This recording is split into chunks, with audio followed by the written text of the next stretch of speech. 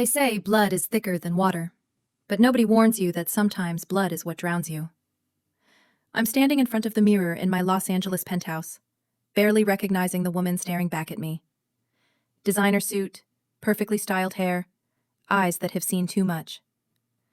My name is Sarah Chen, and 5 years ago I was sleeping on the streets of this very city, broken and betrayed by the only family I had left. Today, I own half of downtown. But the journey from rock bottom to the top was paved with tears, rage, and a hunger for justice that consumed me whole. It all started with my brother, Michael. We grew up in a modest home in suburban San Diego, raised by parents who worked 3 jobs between them to give us everything. Dad was a mechanical engineer, Mom a nurse. They taught us that family meant everything, that blood protected blood, that we were each other's anchors in this chaotic world. When they died in a car accident during my sophomore year of college, Michael and I clung to each other like drowning victims to driftwood. Michael was 5 years older, already working as a financial advisor in Los Angeles. He seemed to have it all figured out. He convinced me to move in with him after the funeral, to finish my degree at UCLA while he took care of everything.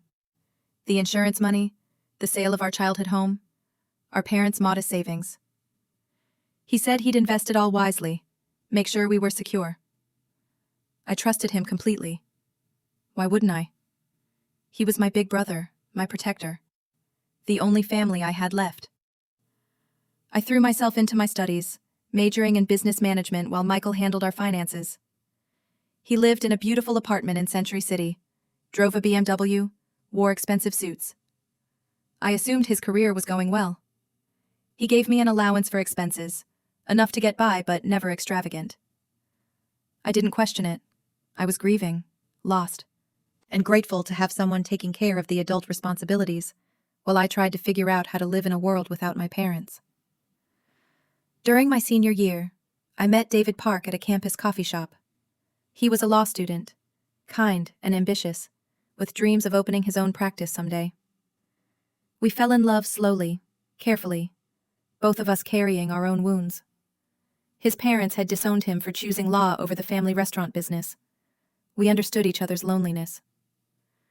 When he proposed after I graduated, Michael seemed happy for us. He even offered to help pay for the wedding. The wedding was small but beautiful, held at a vineyard in Napa Valley. Michael gave a toast that made everyone cry, talking about how our parents would have loved David, how proud he was to see his little sister so happy. He handed us an envelope as a wedding gift. Inside was a check for $50,000. I was stunned. I had no idea we had that kind of money to spare. "It's your share of the inheritance," Michael explained, hugging me tight. "I've been investing it, and it's grown nicely." "This is just a portion. There's plenty more where that came from. You two use this to start your life together." David and I used the money as a down payment on a small house in Pasadena. It needed work, but it was ours. David started at a mid-sized law firm while studying for the bar exam. I got a job as an assistant manager at a boutique hotel chain. We were building something real, something solid. Life felt like it was finally moving forward after years of grief and uncertainty. Then, 3 years into our marriage, everything shattered. It started with a phone call from a woman named Rebecca Martinez. She introduced herself as an investigator with the California Department of Insurance. She was looking into potential fraud cases and needed to ask me some questions about my parents' life insurance policy. I was confused. Michael had handled all of that. I gave her his number and thought nothing of it. 2 days later, Rebecca called again. This time, her voice was different. Careful. Almost pitying. "Mrs. Park, I think you need to come to my office. There are some things you need to know about your family's finances, and I'd rather discuss them in person." I drove to her office in downtown LA with a growing sense of dread.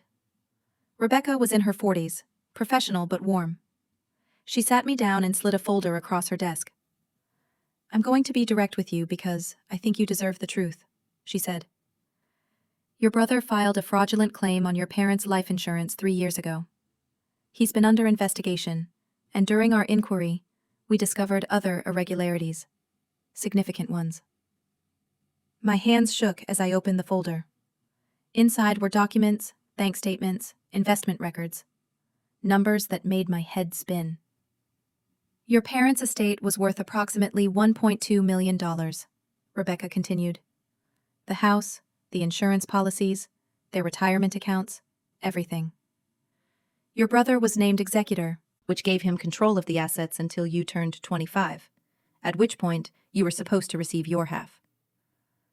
That was 5 years ago. I couldn't breathe. What are you saying? I'm saying your brother has been systematically stealing from you for years. The inheritance money he claimed he was investing, it doesn't exist. He spent it. The $50,000 he gave you for your wedding, that was from a personal loan he took out in your name without your knowledge. Mrs. Park, you're not just broke. You're in debt. Significant debt. The room spun. I gripped the edge of her desk, trying to process what I was hearing. My brother, my protector, the person I trusted more than anyone in the world. There's more, Rebecca said gently. We found evidence that your brother has been running a Ponzi scheme through his financial advising business. He's stolen money from at least 30 clients, mostly elderly people. The total is over $3 million. We're working with the FBI on criminal charges. I ran from that office and vomited in the parking garage. When I could finally breathe again, I called Michael. He didn't answer. I called 15 times. Nothing. I drove to his apartment in Century City. The security guard told me he'd moved out 2 weeks ago. No forwarding address. I went home to David and told him everything. He held me while I cried, then immediately went into lawyer mode. We pulled our credit reports. Rebecca was right. There were loans in my name I'd never taken out, credit cards I'd never opened. My credit score was destroyed. We were liable for over $200,000 in fraudulent debt. David worked his connections and found Michael 3 days later. He was living in a beach house in Malibu with his girlfriend, a 23-year-old Instagram influencer named Tessa. When I confronted him, he didn't even have the decency to look ashamed. "Sarah, don't be so dramatic," he said, sipping a cocktail on his deck overlooking the Pacific. "I borrowed some money. I was going to pay it back. You'll get your share eventually." "Borrowed?" I was shaking with rage. "You stole everything. Our parents' life insurance, their savings, my inheritance.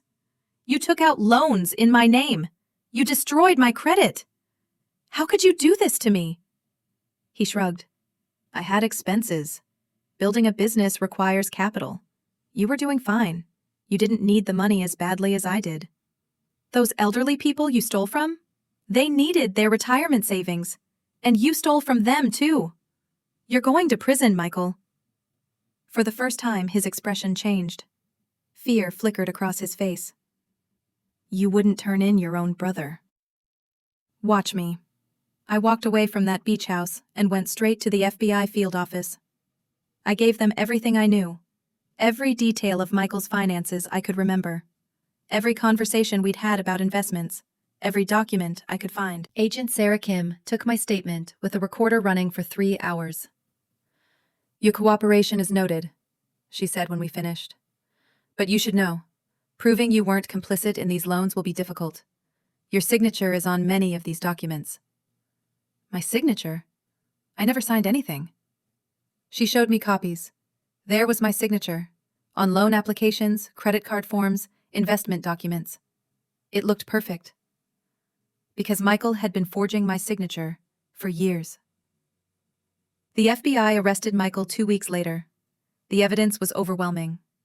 But the arrest didn't solve my problems. It made them worse. The creditors came after me immediately. Because my name was on those loans, because my forged signature was on those documents, I was liable. David's lawyer friends tried to help, but the legal process was slow and expensive. We spent our savings on lawyers, trying to prove the signatures were forged, trying to clear my name.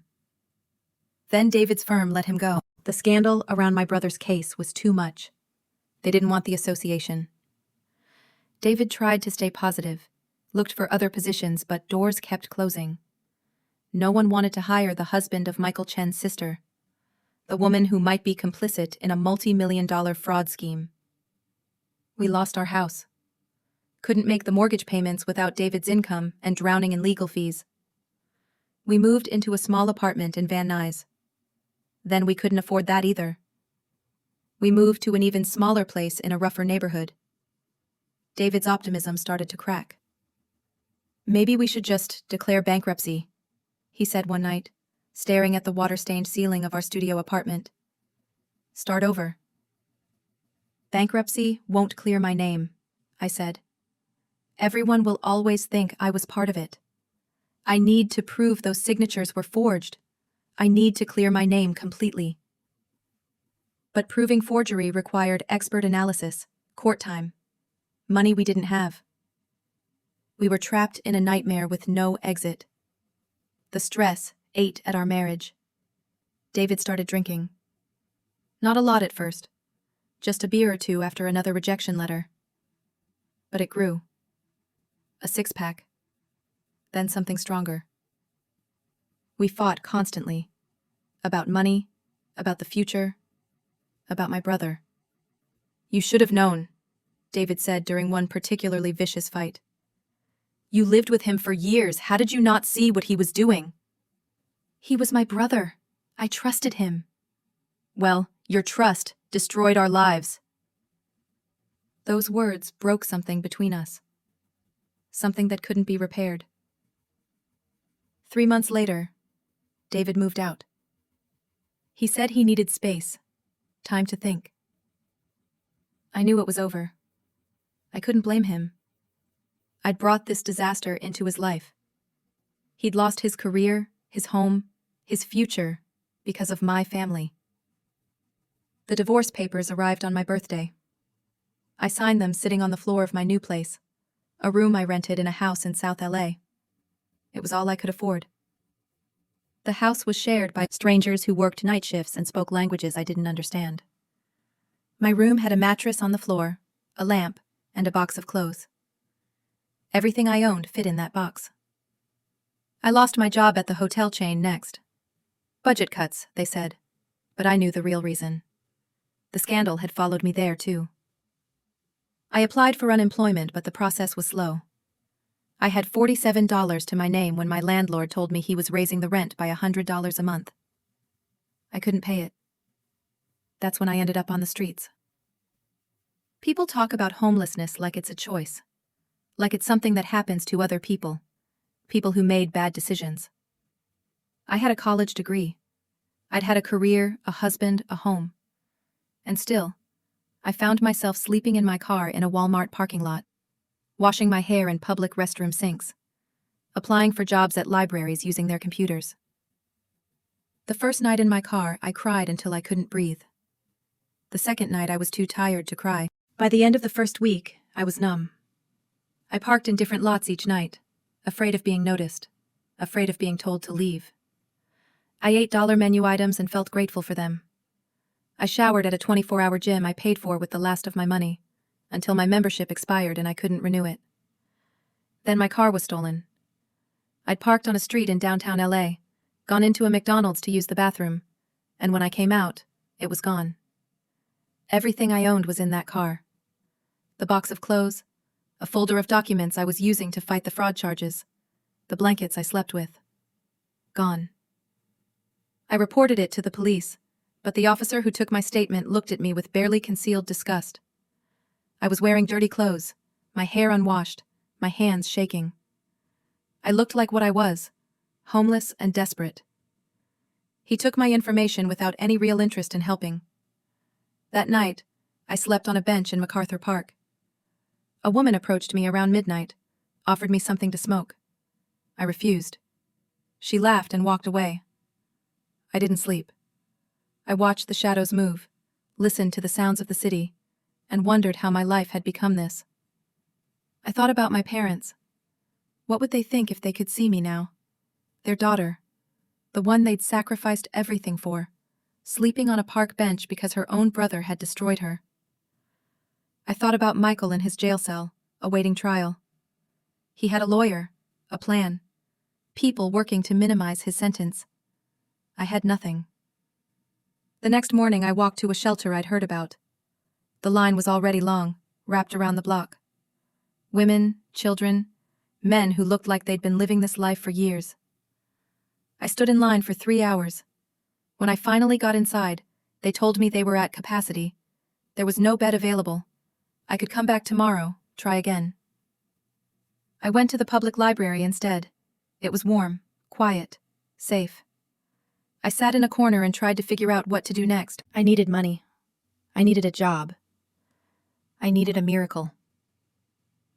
I started searching for work on the library computers, but every application asked for an address, a phone number, references. I had none of those things. A librarian approached me mid-afternoon. She was middle-aged, with kind eyes and a gentle voice. "Are you okay, honey?" she asked.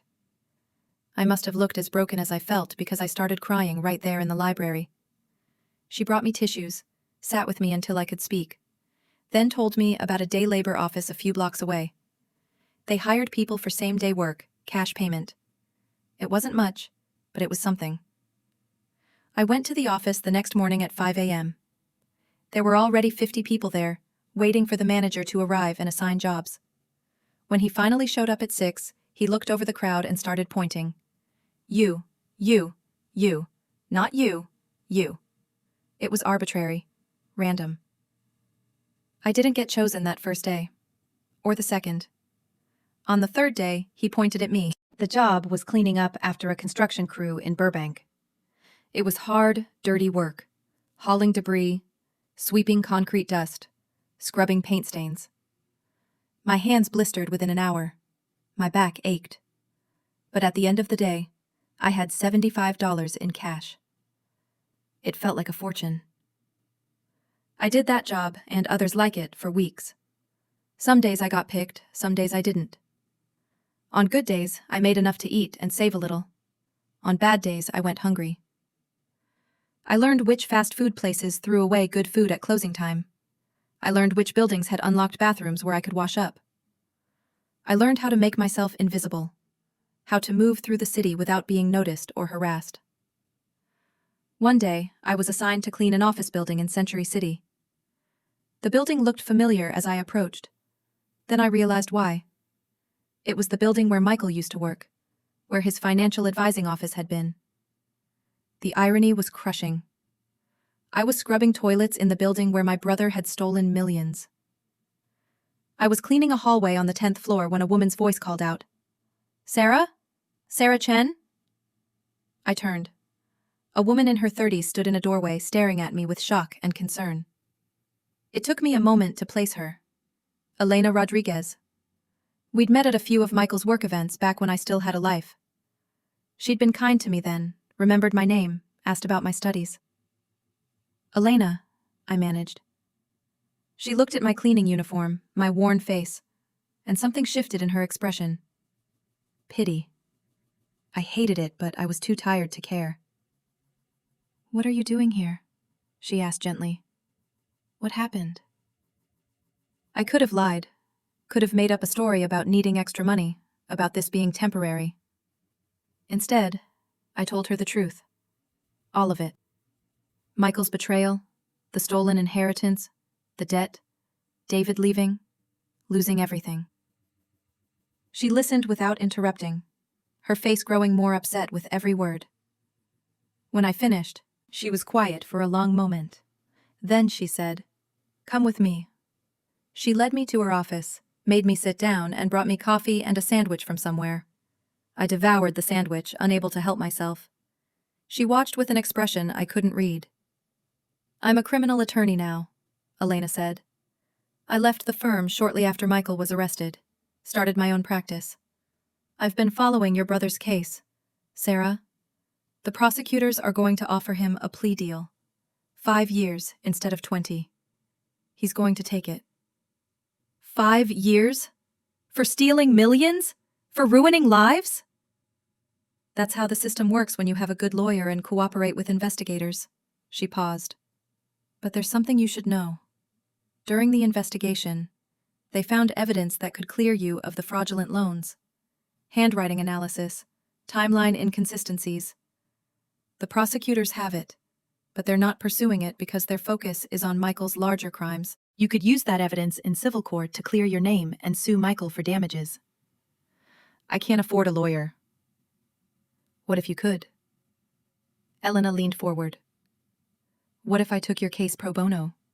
Not for you, for your parents. Your dad helped my family when we first came to this country. He gave my father a job when no one else would. I owe your family a debt. Let me repay it. I couldn't speak, couldn't process this sudden shift in fortune. There's more, Elena continued. Even if we win, even if we clear your name and sue Michael, he spent most of the money. Getting a judgment is one thing, collecting on it is another. But there might be a way to recover some of what he stole. Are you willing to fight for it? I'll fight for every penny. Then let's get started. Elena became my lifeline and my weapon. She filed motions to have the handwriting analysis reviewed, presented the evidence that proved Michael had forged my signatures. It took months, countless court appearances, but eventually a judge ruled in my favor. The loans were declared fraudulent. My credit was cleared. I was no longer liable for Michael's debts. It felt like I could breathe again for the first time in years. But we weren't done. Elena filed a civil lawsuit against Michael for fraud, emotional distress, and theft.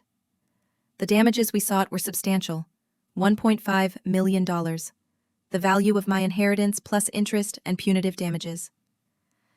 Michael's lawyer tried to argue that Michael had no assets to pay a judgment. He was going to prison. He was broke. But Elena had been digging, following money trails with the help of a forensic accountant she knew. She found something Michael had tried to hide. He'd transferred money to offshore accounts before his arrest, money he'd told investigators didn't exist. This changed everything. Elena presented this evidence to the FBI. The plea deal was revoked. Michael was now facing additional charges for hiding assets and lying to federal investigators. His 5-year sentence was looking more like 15 or 20. But more importantly, those offshore accounts could be seized to pay restitution to his victims, including me. The trial was brutal. I had to testify, relive every moment of betrayal, every instance of trust that Michael had exploited. He sat there in his prison jumpsuit, expressionless, as I described how he'd destroyed my life. His lawyer tried to paint me as complicit, as someone who should have known what was happening. Elena destroyed those arguments with evidence and expert testimony. The jury deliberated for 2 days. When they returned, the verdict was unanimous. Michael was guilty on all counts.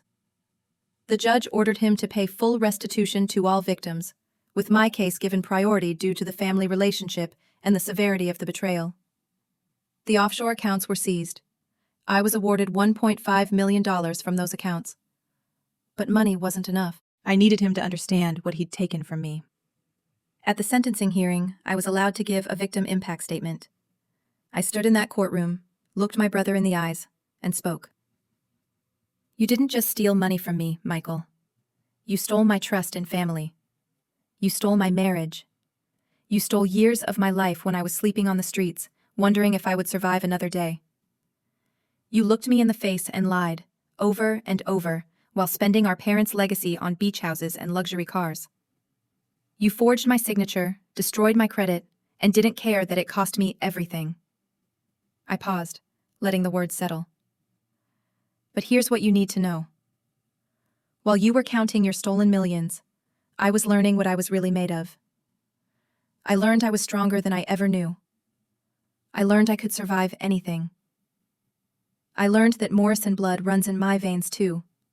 The blood of parents who built something from nothing. You tried to destroy me, but all you did was forge me into someone who will never be a victim again.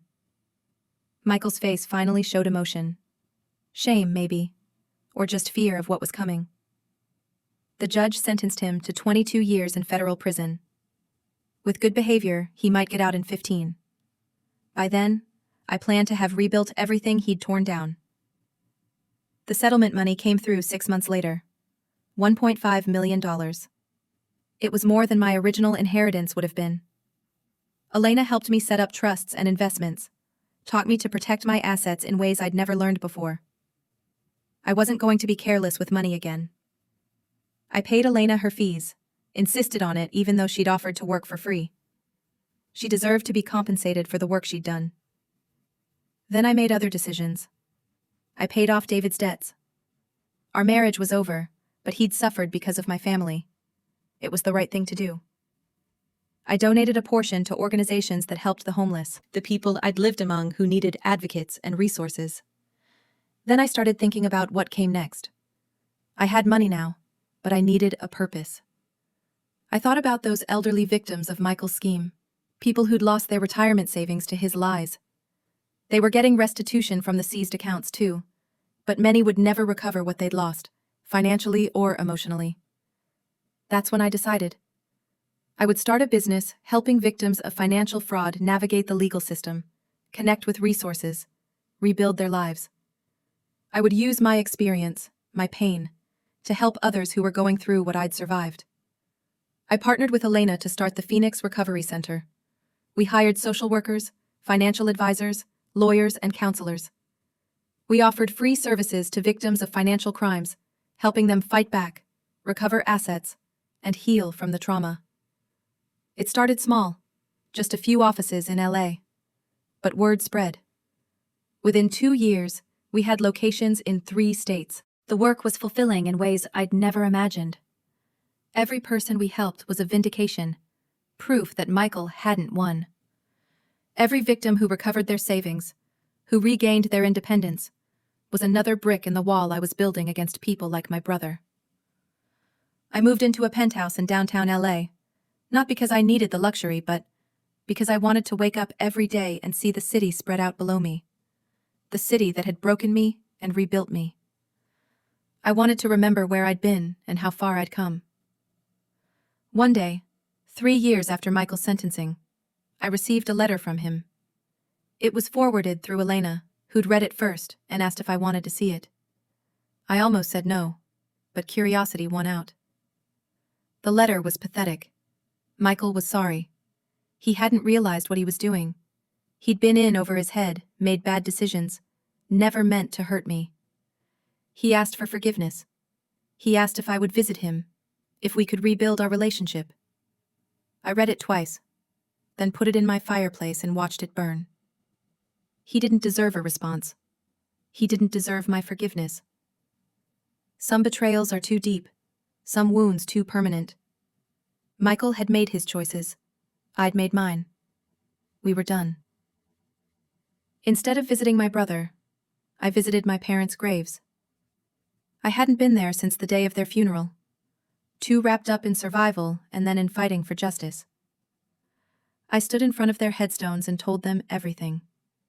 The betrayal, the streets, the fight, the victory. I told them about Phoenix Recovery Center, about the lives we were saving, about how I'd turned their legacy into something that mattered. I hope I made you proud, I said to the quiet stones. I hope you know I didn't give up. I never gave up. The wind picked up, rustling the trees around the cemetery. It felt like an answer, like peace. Elena became one of my closest friends. She understood what I'd been through in ways no one else could. We built Phoenix Recovery together, traveled to conferences, strategized about expansion. She was brilliant, fierce, and loyal. Everything Michael had pretended to be. I started dating again, cautiously. A man named James, a teacher I met at a charity event Phoenix sponsored. He was patient with my trust issues, understood when I needed space, celebrated my victories. It wasn't a grand passion like I'd had with David. It was something steadier, built on honesty and respect. Sometimes, that's more valuable than fireworks. The 5-year anniversary of Michael's sentencing arrived. Phoenix Recovery Center was now in 7 states with plans to expand nationally. We'd helped over 2,000 victims recover more than $40 million in stolen assets. We'd changed lives, including my own. I organized an event, a gala fundraiser for Phoenix. Victims we'd helped shared their stories. Elena spoke about the importance of justice. I gave the closing speech, standing on a stage in a ballroom that would have intimidated the broken woman I'd been 5 years ago. I was homeless, I told the crowd. I was sleeping on park benches, wondering if I'd see another sunrise. My own brother had stolen everything from me, and I thought my life was over. But I learned something during those dark days. We are not defined by what's taken from us. We're defined by how we rise after the fall. The room was silent, hundreds of people hanging on every word. Phoenix Recovery exists because I refuse to let people like my brother win. I refuse to let victims stay victims when they have the strength to become survivors. Every person we help, every dollar we recover, every life we rebuild, that's a victory against the people who think they can destroy us. That's how we fight back. That's how we win. The applause was thunderous. People stood, some crying, some cheering. I saw Elena in the front row, tears streaming down her face, proud and fierce. I saw James, smiling with quiet support. I saw the faces of people we'd helped, people who understood the journey from victim to survivor, because they'd walked it too. After the gala, I stood alone on the balcony of the hotel, looking out at Los Angeles. The city glittered below me, millions of lights in the darkness. Somewhere out there was the park bench where I'd slept. Somewhere was the library where I'd cried. Somewhere was the construction site where I'd hauled debris for $75. All of it was part of my story, the story that led me here. My phone rang, unknown number. I almost didn't answer, but something made me pick up. This is a collect call from an inmate at Terminal Island Federal Correctional Institution. Will you accept the charges? Michael. I should have hung up. Should have blocked the number. Instead, I accepted. Sarah? His voice was older, tired. Thank you for taking my call. I've been trying to reach you for months. I got your letter. I read it. I burned it. Silence. Then, I deserve that. I deserve worse. Sarah, I don't expect forgiveness. I just wanted you to know that I see now what I did. Not just the crimes, the stealing. I see how I destroyed you. How I betrayed Mom and Dad's memory. How I threw away the only real thing I had, which was you. Is this supposed to make me feel something? I asked. Because it doesn't. No, I just needed to say it. To someone who would understand. I'm not the same person who did those things. Good, because that person deserves every day of the 22 years he got. Another long silence. I heard about Phoenix Recovery, about what you're doing. Mom and Dad would be proud. Don't. My voice was sharp. Don't talk about them. You don't get to claim their pride. You destroyed their legacy. You rebuilt it, Michael said quietly. You turned what I broke into something better. That's more than I ever did. I wanted to yell at him, to tell him all the things I'd been holding inside for 5 years. But standing there, looking out at the city I'd conquered, I realized something. He didn't matter anymore. His opinion, his regret, his suffering in prison, none of it mattered. He was just a man who'd made terrible choices and was living with the consequences. I was a woman who'd survived those choices and built something meaningful from the wreckage. Goodbye, Michael, I said. Sarah, wait. I hung up, blocked the number, and I felt nothing but relief. The next morning, I woke up in my penthouse, made coffee, and looked at the schedule for the day. Phoenix Recovery was opening a new office in Seattle. We had 3 new cases of elderly victims who needed help. I had a meeting with investors interested in expanding our services. Life was full, purposeful, good. I thought about the woman I'd been, sleeping in her car, terrified and alone. I thought about the strength it took to survive, to fight, to rebuild. I thought about my parents and the values they'd instilled in me. Family wasn't just about blood. It was about who showed up, who fought for you, who helped you stand when you couldn't stand alone. Elena was family. The team at Phoenix was family. The victims we helped were family. Michael was just a cautionary tale, a reminder of who I never wanted to become. I got dressed, put on my armor of confidence and success, and headed to the office. There was work to do, lives to change, justice to pursue. The broken girl from the park bench was gone. In her place stood a woman who'd learned that the greatest revenge wasn't hurting the people who hurt you. It was becoming so successful, so happy, so fulfilled, that their betrayal became irrelevant. I built an empire from the ashes of my worst days. And every morning when I wake up in my penthouse, every time I help a victim become a survivor, every moment I choose joy over bitterness, That's my victory. Not over Michael. over the darkness that tried to consume me. They say blood is thicker than water. Maybe. But I've learned that chosen family, built on respect and trust, is stronger than any blood tie. I've learned that falling isn't failing unless you choose to stay down. I've learned that the woman who survives the unsurvivable becomes unstoppable. My name is Sarah Chen. I was betrayed by my brother, abandoned by my husband, and left to die on the streets of Los Angeles. I survived. I fought back. I won. And I'm just getting started.